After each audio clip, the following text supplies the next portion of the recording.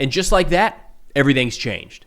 The United States is increasing military support to Ukraine. Germany is sending their long-range Taurus missiles, and the coalition of the willing is doubling down on their commitment to put boots on the ground in Ukraine once a ceasefire is reached. Now, before diving into everything that's changed in the last week or so, I wanted to share a trailer for a new movie that's coming out called 2,000 Meters to Andriivka, and it follows Ukrainian soldiers during their 2023 summer offensive. This is a unpaid promo. I just think it's really important. I wanted to share it with you all. This is coming out in New York City, July 25th through 31st. I'm going to try to go to at least one of the showings there. So don't buy all the tickets until I at least pick one or two up. And then it's going to Dublin, London, and the West Midlands in August. I'm going to link all the information in the description below if you want to check that out. But let's go ahead and give that trailer a watch.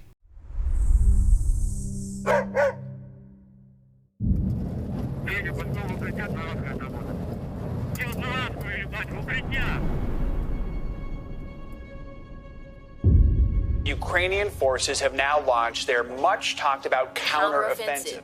Expected to be the biggest military operation in Europe since World War II.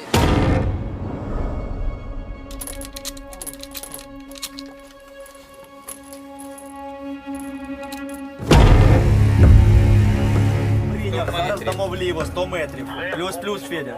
І дохай.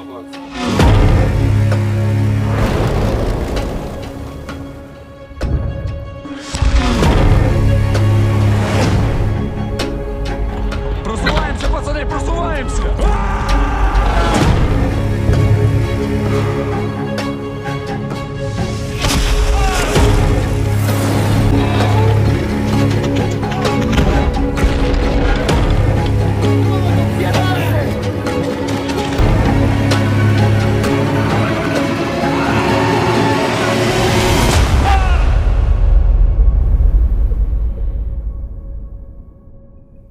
Шева, ну, блядь, улибнись, ну що ти такий кислий? Ну, Шеф, улибайся, улибаємося ми. якщо ця війна буде до кінця нашого життя?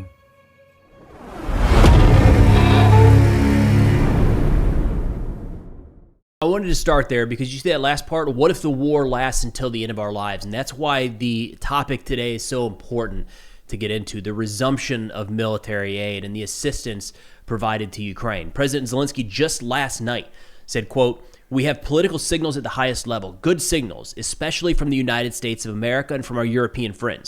According to all reports, supplies have resumed." Now, this has been an absolute whirlwind of information in the last couple weeks that began roughly 2 weeks ago with the report that the United States had frozen ongoing military aid shipments to Ukraine.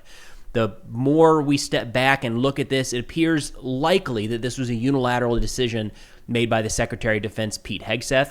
And as information came out here, and this was concerning because there was equipment in Poland ready to be moved into Ukraine, things like artillery shells and Gimler's rockets for the HIMARS system, but also defensive weapons like the Patriot interceptors that are being used day in and day out to protect Ukrainian cities from Russian missile attacks. There was bipartisan uproar here in the United States with Republicans and Democrats saying, what on earth is happening? Where did this pause, this freeze come from? Ukraine needs this stuff right now. It appears that the State Department didn't really know about it, that General Kellogg, the Ukraine envoy, didn't know about it, and our European allies and even Ukraine did not know that this was happening. As this story kind of developed and President Trump was pushed on it, I mean, it didn't appear that he even knew who made this decision, reportedly telling President Zelensky, wasn't me. And next thing you know, not only is the aid turned back on, but it is increased substantially. Now, one of the reasons for that very well may be that the United States did just see some success in the operation against Iran. It's something we've talked about in a recent video, and it was echoed, or not echoed, it was reiterated by Finnish President Stubb in an interview he gave just yesterday, saying that may actually play one-to-one into why we're seeing an increase in U.S. support for Ukraine right now. Let's give that a listen. In this. Losing interest, I think, is a big word. Everything is linked to everything in international relations right now because we live in a very transactional world. So what we saw the U.S. doing in Iran might have a ramification of what's going on in Ukraine. We don't know. How will it have a ramification? The first thing is President Trump showed that he's willing to use force and power to get his way. Second thing, Iran is now weakened and cannot provide ammunition and missiles anymore to Russia. So will this then trigger Trump to be tougher on Russia? We simply don't know. But I do think that President Trump holds the key in getting peace here. Maybe. I mean, it's something worth considering. And I do think we need to be cautious here when looking at all of this news coming out, because it is a 180 in so many different ways. I mean, this is the first time since Trump has come into office that we are seeing any new aid provided to Ukraine. For a long time, and I would put me in this camp, I thought he was going to find every way possible to shut down existing commitments. This is a significant change in direction. Now, Intel Schizo over on X put together what I think is a pretty good roll-up of what is at least being considered right now. And again, a lot of this is just in the early stages of moving in this direction, we should note. He says 3 Patriot batteries are set to be sold to Ukraine. Sold, not gifted, not donated, sold. And batteries, by the way, not individual launchers, but entire batteries. A $300 million PDA, Presidential Drawdown Authority package, that will include Patriots and, quote, offensive medium-range missiles, which is already a big change. Just a couple days ago, when President Trump was talking about his frustrations with Russian President Putin, he was talking about providing more defensive equipment to Ukraine. When you hear defensive equipment, you think air defense, probably more Patriots. All of a sudden, medium-range missiles, likely ATACMS, have entered the chat. $500 million defense aid package for Ukraine just passed the Senate. They're floating the idea of a full oil embargo on the Russian Federation and secondary sanctions of 500% tariffs. And of course, we've seen more and more conversation recently of this sanctions bill that is in the Senate, maybe getting a vote and moving to President Trump for signature. It's a lot moving in that direction. But again, worth keeping an eye on this because it's technically not in place. It's just trending in a direction we have not yet seen from the Trump administration. But it is not just the United States. And something to keep in mind here is that, as we've seen in this conflict in the past, is everybody wants to see that we're all in this together. So, and forgive me if I get this backwards, but there was an issue with tanks earlier in the war where the United States was not planning on sending tanks unless Germany sent some of theirs. Again, I might have that backwards. But either way, it was one ally looking at the other saying, we'll send it if you send it. And then as soon as one of the two parties there agreed to send their tanks, the door opened.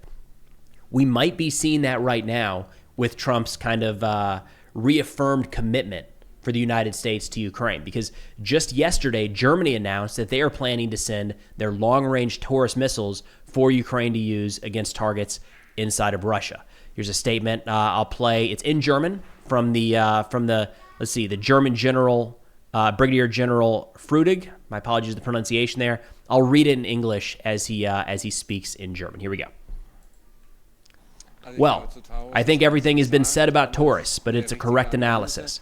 We need a weapon system that can reach deep into Russian territory and are capable of attacking depots, management facilities, airfields, aircraft. We have seen many such successful operations by the Ukrainian armed forces in recent weeks and months. Germany is also prepared to make such weapon systems available. The Taurus, too. Asked, would you deliver the Taurus? He says, as I said, with a grin on his face, we do supply such weapon systems. Today, we'll be able to sign or witness the signing of an agreement between Ukrainian industry and the Ukrainian Ministry of Defense, financed by Germany. We only launched this initiative at the end of May, and the Ukrainian armed forces will receive the first long-range weapon system from this initiative at the end of this month, followed by a large number in the high 3-digit range. And that will massively strengthen Ukraine's air defense capabilities in the coming weeks and months. So that's big. The Taurus, notably, it flies at a very, very low altitude, which makes it's a cruise missile, makes it harder to intercept, harder to detect at distance because there's a lot of gaps in air defense the lower you get to the ground. And it has a significant warhead that can travel a long range. So you're talking about an increased strike capability provided by Ukraine, according to the German general, by the end of the month. But the way that we've usually seen this play out is the announcement is made, hey, they'll have this by September, and then in August, things start going boom because you generally want to catch the Russians off guard. It's what we saw with ATACMS, what we saw with HIMARS, what we've seen with a lot of equipment over the course of this war. Now, one thing that I think is worth mentioning here is the U.S. aid package is relatively small. It just is, compared to what we've sent in the past, compared to what other countries are sending in the future. The $300 million and $500 million, that's not a lot in this war, unfortunately. That's just, things are really, really expensive. Military equipment's really, really expensive. But I want to point out something that's kind of flown under the radar in recent weeks and months is Europe has slowly outpaced the United States in terms of overall support for Ukraine. And there's a couple different trackers and numbers I want to throw up here. Both of these are as of April 30th, but given that the United States has really dropped off in terms of aid recently, I would expect both of these gaps to widen in Europe's favor. As of April 30th, again, according to the Kiel Institute, 156 billion euros have been allocated from Europe to Ukraine. That's compared with 114 billion euros from the United States. So that's not a shocker. We've known for quite a while that Europe has outpaced the United States in terms of support to the Ukrainian government per se, but not necessarily in the military realm. And that's where people will step in here and say, well, hold on. Europe cannot meet the U.S. obligations that we've been providing. True, and there's some nuance there, but I think they just did in terms of overall military support provided. Again, according to the Kiel Institute, and risking this guy doing math, rolling down the page here, it looks like 64 billion euros have been distributed from the United States in terms of military support to Ukraine. Compare that with 75 billion from Europe. So, again, there's a lot of capabilities the United States has that makes us unique in our ability to support Ukraine in this endeavor. No doubt, a lot of capacity that we have, a lot of equipment on hand that we can contribute that Europe does not have. So it's not apples to apples in a lot of ways, but it does look like as the United States has kind of slowed down in our recent support of Ukraine, Europe has stepped up, not just in providing support to the Ukrainian government, but also in military aid. That is a very, very notable shift. Now, when shifting over to the arguments around the Coalition of the Willing, which is this agreement put together with a handful of European countries, notably Germany, the UK, and France. I believe a couple others may be involved there as well. The idea of kind of supporting a ceasefire in Ukraine. And Russia hates this, by the way, and they're drawing a hard line that there will be no European troops, even if they're not operating under NATO, in Ukraine at all. That's a hard line they've drawn. But we're hearing more and more from this coalition, and they just gave a statement a couple days ago. But one thing I should note before we get to that, again, going back to Finnish President Stubb, is there's no real indication that a ceasefire is happening anytime soon. The talks are hardly even happening right now. So when we talk about the Coalition of the Willing, we really need to look at this as a relatively long-term project. And to kind of put that into context, let's get into the ceasefire talks here with President Stubb. Here we go. It's almost like one week I'm optimistic, another week I'm pessimistic. Right now, I'm quite pessimistic that we'll reach a ceasefire before the end of the summer. There doesn't seem to be a momentum. And of course, we're talking about a few thousand soldiers and civilians dead per week. And remember that what the Russians are doing, they are killing civilians. They're hitting civilian targets. So we need to come to a ceasefire. But again, after the NATO summit, I was more optimistic of where we're going, but I wasn't optimistic about an imminent ceasefire. So I think we're going to have to grind this out, unfortunately, this summer and see how it moves into the fall. I mean, there's just not really any talks happening or moving forward at all right now. The United States is having continual conversations with Ukraine, and it looks like Secretary of State Marco Rubio met with Lavrov and maybe some others this past week as well. But in terms of an actual ceasefire, there's no way we're all that close, which means it's worth watching some of these arms shipments. What we're likely seeing right now is a shift in U.S. policy, where it's not just a matter of trying to talk Russia into coming to the table, but maybe forcing their hand. And one way to force their hand is to strengthen Ukraine's position at the negotiating table, maybe with Taurus missiles, maybe with more Patriots to defend their cities, and to effectively show that they can stay in the fight for a longer period of time. Now, turning over to the Coalition of the Willing, we do have a statement from the UK Prime Minister Starmer just a couple days ago after the coalition met, notably saying for the first time the United States participated in these talks as well, or in this meeting. That's not to say that the United States would have boots on the ground. There's no indication of that, but it is good that we are at least involved in these conversations. But let's give a listen to Prime Minister Starmer here. Strengthened our work to stand together for European security and in support of Ukraine. Because I'm clear, the security of the British people starts in Ukraine. We have just co-chaired a meeting of the Coalition of the Willing, including representatives from the United States for the first time. We announced plans for a new multinational force, Ukraine, headquartered in Paris, so that we're ready to support a peace deal when it comes.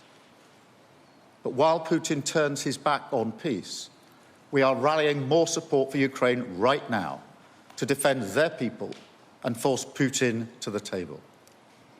Look, that's pretty significant in a lot of ways. Again, think of this more long-term, definitely not in the next couple months, but the fact that they're continuing to push this coalition of the willing process forward and get everything lined up for it to take place, this is a major question. When there is some sort of peace deal, who's going to be able to enforce that ceasefire? Right now, again, Russia is adamantly against this, but it's a step in the right direction, I would say. Now, all of this, the reason for the timeliness of all of this is Ukraine is under significant bombardment day in and day out, and that is not changing. Russia did not set a new record last night with their drone and missile launches into Ukraine, but it's not really slowing all that much. President Zelensky put out a statement saying, quote, "This night, Russia struck the Kharkiv and Sumy regions to Lviv. There were 26 cruise missiles and 597 drones, more than half of them Shaheeds. More than 20 missiles and the vast majority of strike drones were neutralized. Unfortunately, there were hits on civilian infrastructure, including residential buildings. As of now, 2 people have died. The pace of Russian air attacks requires quick decisions, and it can be brought down by the sanctions now. Tough secondary sanctions are needed against everyone who helps the Russians produce drones and make money from oil." That's looking right at the Chinese there. "More air defense and investment in interceptor drones, which are already showing good results, are needed. War can only be stopped by force. We expect from our partners not just signals, but actions that will save lives." Now, from the Ukraine, and we do have some information on the interceptors there and some of the air defense capacity in Ukraine, but real quick, from the Russian side, they're saying the targets of these strikes were production facilities involved in the Ukrainian defense industry. Does look like some industrial facilities were hit. However, based on the footage and the pictures coming out of Ukraine, clearly a lot of civilian infrastructure was hit as well. The Russian statement here is that they went after a facility involved in the production of missile guidance systems, including the Electron plant in Lviv, that they say produces homing heads for air-to-surface missiles, and aviation monitors and equipment for a variety of Ukrainian aircraft, as well as UAVs and unmanned boats. Now, we did start to get some of the first footage of Ukrainian interceptors working against some of these Shaheeds in recent days. This is the future of this fight, to put it bluntly. If these are manufactured in significant numbers, this is going to be the first real means of defending Ukrainian skies, because these Shaheeds are way too inexpensive and numerous to be used. I mean, even if you wanted to, even if the cost was no concern, there are not enough Patriot interceptors in the world to counter the volume of Russian Shaheeds that are coming out. You can't do that one for one. You'll run out of interceptors long before Russia runs out of these drones. We're also seeing the Russians use these at higher and higher altitudes, which means that they're hard for surface-to-air munitions to intercept, and they come in kind of at a top-down angle on the Ukrainian targets. They adapted to that because for a long time, Ukraine was able to relatively effectively intercept these with things like 50 cals and sometimes lighter in these roving air defense patrols.